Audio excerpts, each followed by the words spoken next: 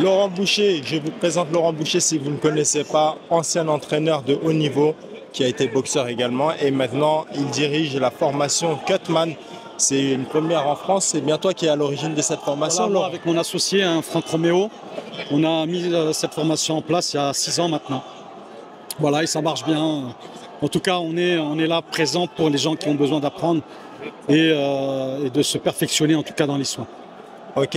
Quel est justement ton rôle ce soir au sein de la team Sam Maké avec Bakary? Avec Bakary, on a pris une habitude, c'est de faire des bandages finalement. Donc quand je viens lui faire son petit bandage pour qu'il soit bien protégé. Et puis ensuite, il a ses hommes de coin qui prennent la suite, la relève. Ok, super. Donc, toi, tu l'as vu démarrer la boxe comme beaucoup d'entre nous. Qu'est-ce que tu penses de son parcours jusqu'à présent et d'un événement comme ce soir? Bakary, c'est un boxeur de toute manière qui a encore beaucoup de choses à apprendre. Il est encore pour moi dans l'apprentissage, mais déjà à l'âge qu'il a, il a déjà un perfectionnement, un bagage technique magnifique. Il y a des petites choses encore à peaufiner, mais je pense qu'il faut compter sur lui dans l'avenir et à mon avis, il va faire des grandes choses. Où est-ce qu'on peut retrouver les informations concernant ce que tu fais avec ton associé sur les formations Cutman? Alors vous pouvez vous rejoindre directement le site officiel de la formation sur Formation Cutman Nationaux que vous trouvez aisément sur les réseaux sociaux ou bien sur Internet. Ça vous permet d'accéder au site et de vous inscrire en fait finalement. C'est très simple. Laurent, j'en profite pour te poser une question. Le bandage dur, est-ce qu'il protège des grosses blessures? Alors, on dit souvent un bandage dur, mais finalement, ce n'est pas un bandage dur. Parce qu'un bandage dur voudrait dire qu'on mette une matière dure devant la tête des métacarpes pour faire du mal. Mais malheureusement, c'est tout le contraire. Enfin, malheureusement, heureusement, plutôt. Donc, un bandage, on dit un bandage professionnel, tout simplement.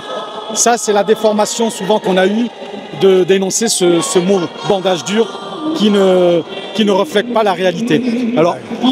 Alors un bandage, c'est fait justement pour protéger au maximum les articulations, d'accord, du poignet, et aussi également la tête des métacarpes, qui, elles, cassent facilement si la protection est mal faite, forcément. Et y a-t-il un grammage sur les bandages ou non? Parce qu'il y en a, on en voit des fois qui sont énormes et d'autres qui sont moins gros. Est-ce qu'il y a une réglementation justement pour cela? Oui, effectivement, il y a un règlement, mais pas en termes d'épaisseur de bandage. Il y a une réglementation par rapport au scotch, qu'on dit vulgairement scotch parce qu'on dit ça, on dit un tape, et le tape ne doit pas être positionné sur la tête des métacarpes, sur le renfort de la tête des métacarpes. Donc, il est évident que le bandage peut être épais ou important. C'est pas ça qui est dérangeant finalement dans l'histoire. Y a-t-il des marques de fourniture pour faire du bandage qui sont meilleures que d'autres? Ou alors avec les simples bandages qu'on achète en pharmacie, on a la possibilité de faire un bandage professionnel? Alors moi regardez, moi ça fait presque 20 ans que je fais des bandages. J'ai jamais utilisé des bandes qui viennent d'ailleurs. Je vais à ma petite pharmacie d'en bas, je commande mes bandes et puis et je te fais un bandage dit de ce nom. Donc après, aujourd'hui, on a la possibilité de pouvoir avoir plein de e-commerce qui vendent du matériel de Cutman. Donc c'est intéressant. Moi, je viens d'une période où ça n'existait pas. Donc c'était compliqué. Il fallait se démerder. Mais voilà, qu'on passe en pharmacie, par la pharmacie, ou qu'on passe sur des sites e-commerce dédiés au Cutman, ça ne change pas grand-chose. Il y a, comme il existe des écoles de boxe différentes, est-ce qu'il y a des écoles de Cutman différentes? Par exemple, ça va être similaire ou non? Alors, par exemple en Europe, en Russie ou alors en Amérique ou en Amérique latine, ils les font de la même manière ou pas? Alors non, parce qu'en fait, on n'est pas nombreux comme formation de Cutman à travers le monde. Vous avez les formations par exemple, de Cutman en Irlande, en Italie, en Russie effectivement, et en France avec nous.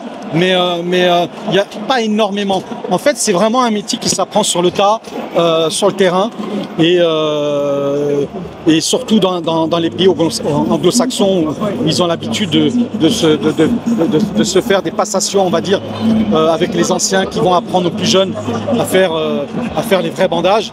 Mais voilà, il n'y a pas beaucoup de formation, en tout cas d'école de cutman au niveau mondial. Et dernière question, aux Jeux Olympiques, est-ce qu'ils ont le droit au bandage professionnel ou c'est les bandages classiques comme on a bandage bleu, blanc ou peu importe la couleur?